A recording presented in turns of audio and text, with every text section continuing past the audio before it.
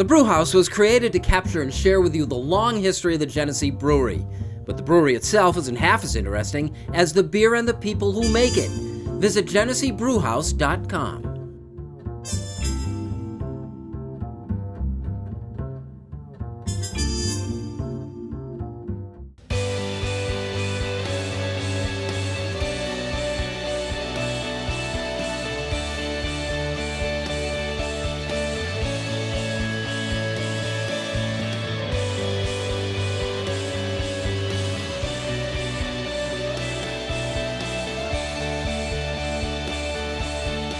Hello, everyone. Thanks for joining us. This is the Rochester Press Box, presented by the mighty Genesee Brewhouse. Pleasure to have Hall of Fame play-by-play man for the Rochester Amerks, Don Stevens, back with us. Thank you very much. Glad to be here. From PicketSplinters.com and the Vision High School Sports Beat, Paul Gotham. Happy to be here. And in uniform, as always, Pat Duffy. What do you got? So hockey season starts off just with the Amerks and the Sabres this week. A combination of both. Chris Taylor, Amerks head coach. The goat head. This is a game-worn Chris Taylor jersey. Fun fact. The 16 is retired for Pat LaFontaine. Pat LaFontaine, not the last player to wear 16. It was actually Chris Taylor. This is the last 16 jersey ever worn by the Buffalo Sabres. Very cool fact. It's like the George Selkirk story. New York Yankees wore number 3 after Babe Ruth. They retired it afterwards. George Selkirk played his high school baseball at Jefferson High It's School. amazing how you know that. Isn't it just amazing? Donnie, let's talk a little hockey. Look, there's so much excitement in Buffalo right now. With what the Sabres have been, lucked into, essentially. But is it right for us to feel this kind of hockey excitement? Or does it spread to us here in Rochester? Well, it is, although I think we have to be somewhat patient in just how far we're going to go this year. The thing is that the organization has been improving year by year. The depth is getting stronger year by year, and it's a filtering process. Right now, we, of course, see all of the players are in Buffalo with the Sabres in their training camp, just opening up here in Rochester, with a lot of American Hockey League contracts and that. Still NHL contracts, most of them are in Buffalo. So it's a process that filters down through. Everybody's very excited at the start of the year until actually you play your first game, and then maybe reality sets in. But it's a building process, and one that I would say to people, be a little patient, because as long as we're on the uphill swing, that's good. That's what we should be excited about. And I would rather see this steady progression upwards, because when you get to the top, you're going to stay there longer versus snail-like progression. Well, and that's the part. Yeah, it's very frustrating at times, but the depth I'm seeing in the organization is really strong. In fact, I count what's going on right now. I count 42 players still in Buffalo with the Sabres. We've got a whole team on the ice practicing every day right now, but you figure they can keep 23 players there. That's all you can keep in the NHL is 23 active players. They have 3 that are injured, so that's 26. That leaves 16 players yet to come to Rochester. You get those 3 injured players back, that's 19 players to come back. There could be basically a whole team that's yet to come to Rochester at this point. Paul, this local franchise kind of needs a kick in the butt, don't you think? It certainly does. And I mean, I think when looking at the Sabres and you talk about the transition, can Carter Hutton make the move from backup goalie to starting goalie? And we'll see if he has success, if Eichel shows leadership in the locker room, and then that does have a trickle-down effect into here in the Blue Cross Arena. That'd be nice to see, right? Yeah, you're clearly a hockey guy. How tangible is the excitement? Well, I mean, listen, here's the thing about me. Everything Don said is absolutely right, but I don't want to listen to you, Don. I want to be excited right now. I'm thrilled. And I have this problem, and I think this is a sports problem. I can look objectively at the Bills, who are my favorite football team by far, and say this team doesn't look good. I can look at a basketball team and say this team doesn't look good. It is impossible for me every season to look at the Sabres and the Amerks and say we need to be patient, because last year I was convinced that was the year we were taking the step forward. And even the years during the tank seasons, well, you talk yourself into, well, maybe we're competing for a wild card spot every year. And this year, the excitement is making me crazy. I cannot wait to see Dahlin out there. Is Gooley going to stay up and play defense? What's Eichel going to be doing with a guy like Skinner? I need it. I need him to be good right now. Donnie, just make it happen for me, buddy. Talk to somebody. It's happening. You're going to win every game this year. Thank you. Okay. Thank you. What first impressions of Dahlin? The kid's unbelievable. I watched him play live at every World Juniors game when they were here in Buffalo, and the way he plays hockey is so fast. The way that whole country plays hockey is like nothing you've ever seen before. Like Nylander's been in Rochester for a couple of years here, and there are those who say he's been disappointing. But when you watch him play the style of hockey that the Swedes play, it's like that's what he was born to play. It's what he knows how to play. My only concern would be, is Dahlin going to handle the puck too much for the NHL game, and does he think he's further advanced than he actually is when it comes to playing American professional hockey? Cool. No, we're all looking forward to it. And it starts when? Yes, play Charlotte Friday, Saturday, 5th and 6th, and then Wednesday is also a home game, and then that following weekend off. I really haven't looked at the schedule that close. But Well, anyway, where you going? You're going to be there. Where you going? I figured out games 1 and 2, and beyond that point, Now, what do you think of the Ryder Cup, Don? This is the Rochester Press Box, presented by the Genesee Brewhouse. We'll talk a little football next.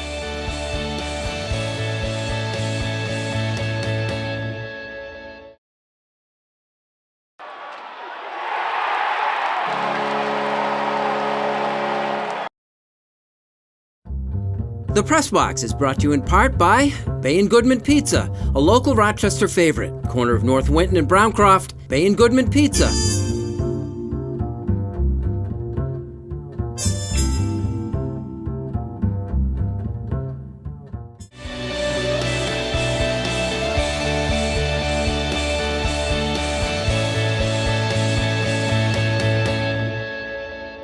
Welcome back. Thanks for joining us. The Rochester Press Box. We are presented by the Genesee Brewhouse. So, Pat last week gave all the statistics that, indicate that it was impossible for the Bills to win a game with 16-point underdogs. What was your feeling when they were up like 20 in the first quarter in Minnesota last week? Sitting back on the couch wondering what Pat was thinking. Yeah, I know. Every expert nobody picked the Bills to win that game, but I'm the idiot who gave the wrong statistics. I'm sorry. Well, no, I mean, it was backed up. I said that was impressive. But still, it's like, what happens in games like this? Is it safe to say, you talked last week that it was a trap game for Minnesota, right? Was it safe But to... it was kind of a joke. But is it safe to say they looked completely unprepared? And I think, we're going to talk about Josh Allen. His escapability was something of note. I think the real turnaround now is going to be how they do against teams that are now going to scheme for that and are going to be prepared for him getting out of the backfield.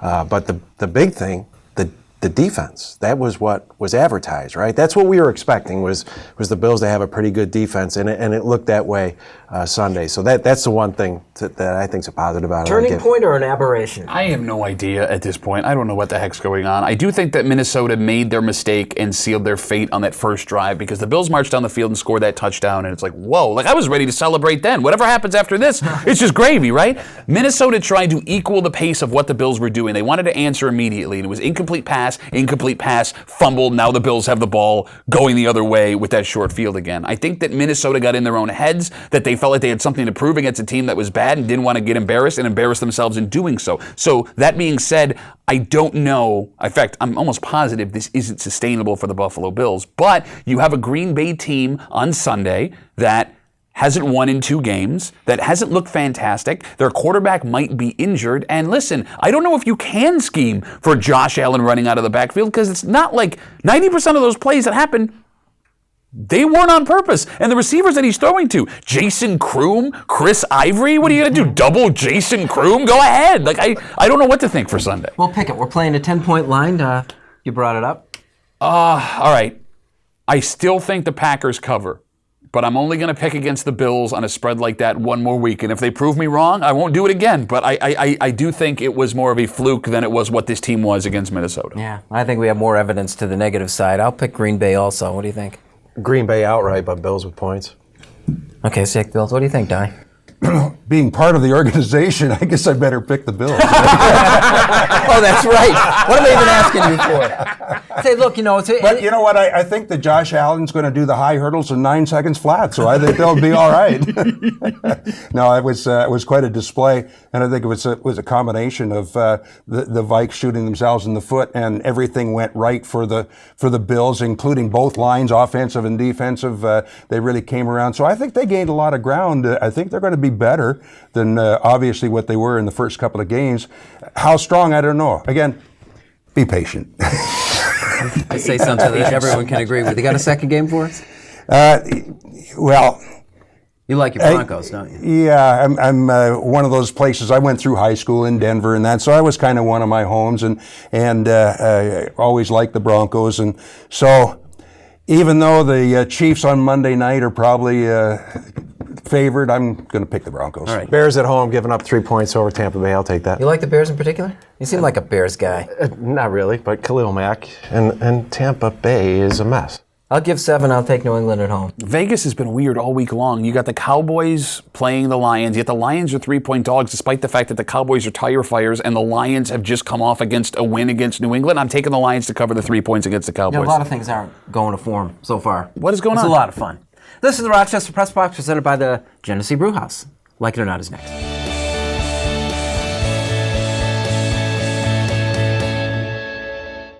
Here's the Press Box trivia question brought to you by Market View Liquor, where exceptional customer service meets an extensive selection. Jefferson Road at 390.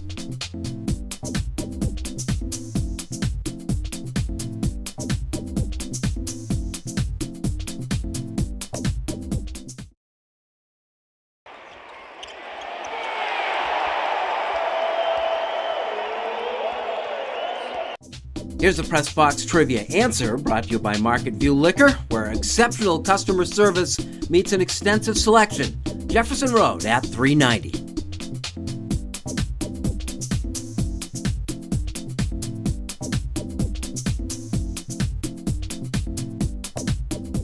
Welcome back, and thanks for joining us. This is the Rochester Press Box presented by the Genesee Brewhouse. Like it or not, the solution that Section 5 has come up with to attempt to avoid any more problems downtown with high school football games. Well, I don't like that we have to have this discussion, but what's come out of it, I do like. The fact that we got the school district and the civic leaders working together, and we've come to a solution. First of all, the game's going to get completed, which I think is really important, on Tuesday. We're going to get that game completed. They are going to play it at Marina Auto Stadium, which is good. And the fact that we are moving forward and we know that we have to take care of problems like this is very important. There's been a buzz, obviously, with city football this year. It's going to continue with city basketball because East High is on the upswing. And if we're getting leaders from both the city and the school district taking care of that, I think it's important moving forward so that we got that. That's true of all the games, the Wilson East game. I mean, those are the two premier programs that it had to happen then. And we talked, I think, last February on this show about the fact that we weren't getting enough attendance at high school basketball games. And we get all the attendance at the game.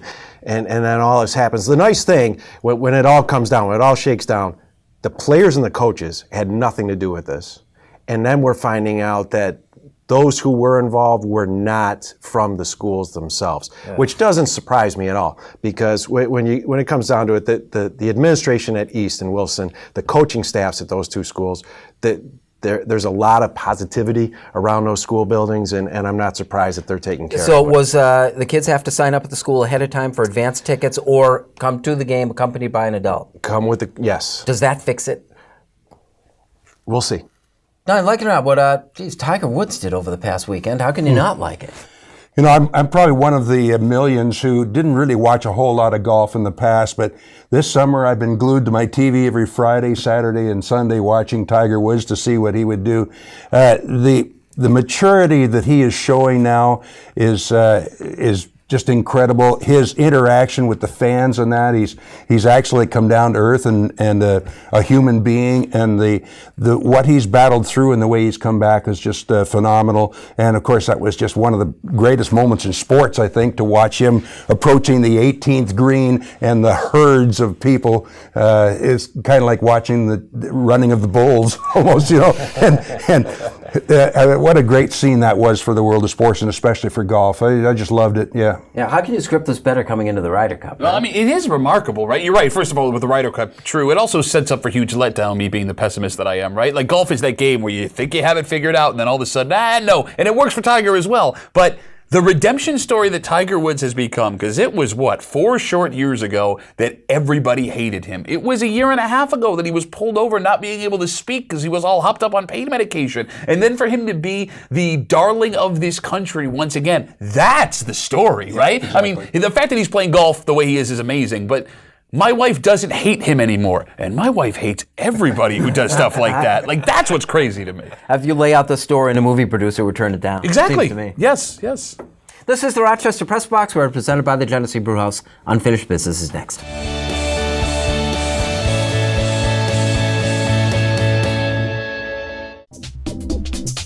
And now here's this week's MVP Experience Stat of the Week, brought to you by Sport Clips, where it's good to be a guy. No appointment ever needed.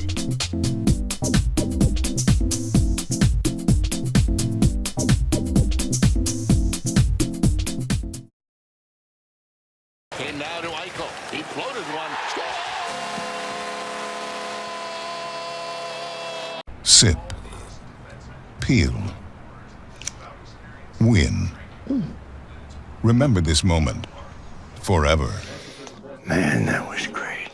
Enjoy any large or extra large coffee for your chance at millions of prizes. Welcome back. Thanks for joining us. This is the Rochester Press Box, presented by the Genesee Brewhouse. Unfinished Business, presented by Dunkin' Donuts. America runs on Dunkin'. What do you got for us, Don? I'm going to give a shout out to the Pagulas, Terry and Kim Pagulas and Pagula Sports and Entertainment for what they're doing here in Rochester. A building that had become sort of stagnant, the Blue Cross Arena, the War Memorial Blue Cross Arena, is going to get a lot of needed things done. The scoreboard is in place and looking forward to seeing that opening night. Some of the construction that's going to start probably in the spring next year to do upgrades. They're doing lighting in the building. They're doing so many things. I don't know exactly how much the Pagulas are going to do in the downtown. I'd love to see them do as much as they've done to downtown Buffalo and what they've done to turn around that town.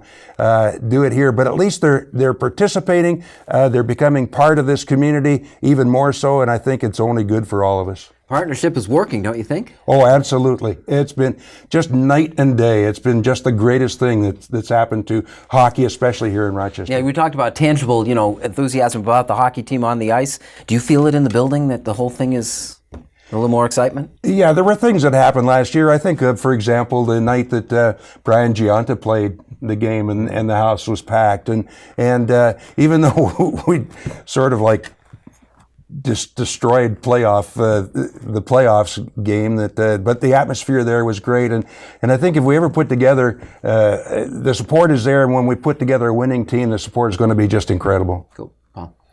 Speaking of the Blue Cross Arena, the Brick City Classic, RIT's annual hockey event, will be coming up in a couple of weeks, and it's really our responsibility to get out there and support RIT men's and women's hockey. As my astute panelist mentioned not too long ago, RIT needs more Division I programs. We'll get that if we get support from their hockey team. When the Amerks aren't in town, make your way out to Henrietta to watch that. Or better yet, if the Amerks are out of town, bring in a headset and listen to Don Stevens call the Amerks game and watch the RIT game out at Gino Policini Center. It's important for us. Have you got anything for me? Got distributing stuff all over the place here. Well, I threw you a bone with you calling that a trap game last week. You did, even though it wasn't really deserved. No, it wasn't. Well, sometimes the best things come out of jokes, right? Yeah, sure. Listen, sometimes you just have to admit when you're wrong, and I need to admit that I was wrong to a woman named June. She's 82 years old. She came out to Finger Lakes Gaming and Racetrack, Remedy Bar, where we watch the Bills games on Sundays with the Breakroom on CMF, the radio show that I do. And June came out because she watches the TV show. Hey, June, good to see you again. Appreciate you. She comes up to me before the game, 20 minutes, and she goes, against the Vikings, the Bills are going to win today, 17-point dogs. And I picked on the show the Bills not covering the 17 points. So being the arrogant jerk that I am, young punk to 82-year-old woman who came out, I said, okay, June, whatever you think, that's great. And then all of a sudden the game started happening. And June is sitting right behind me at a table I am with my buddy. And June's in my ear. I told you it was going to happen. And it just kept happening. And I'm looking at June like, okay, June, everything. It didn't stop. June was right. 82-year-old Super Bills fan who watches the press box was right. I was wrong. And I need to apologize to June. And I also want to tell June, thank you for coming out. And you need to keep coming out because it's only crazy if your superstition doesn't work. If June comes out on Sunday and watches the game at Finger Lakes with us in the Breakroom on CMF, I'm pretty sure the Bills are going to win that game again. And if they make it too, June, I'm kidnapping you. I apologize to your family in advance. I'm taking you home with me and bringing you everywhere I go with you. It's only crazy if it doesn't work, and it's okay to admit when you were wrong. June, you were right. I was wrong, and I need you with me every Bills Sunday for the rest of my life. I really like that story because when you start off saying, I have a woman I have to apologize to, I thought, I don't know where this is going. Well, we only have 30 minutes, and if I was apologizing to every woman, we'd be like a season's worth of show. All right. Well, again, Green Bay this week. We'll see if they can do it twice. What's June say? I picked against the Packers. I'm assuming June's going to say the Bills win. I'm sorry, June. I already screwed up. That's my fault. This is the Rochester Press Box presented by the Genesee Brewhouse. Unfinished Business brought to you by Dunkin' Donuts. Don, good to have you back. Would you do this more than once every Thank you very much. 5 years? Paul, thank you. Pat, as always. Yeah. Thank you for joining us. See you next week for the Rochester Press Box.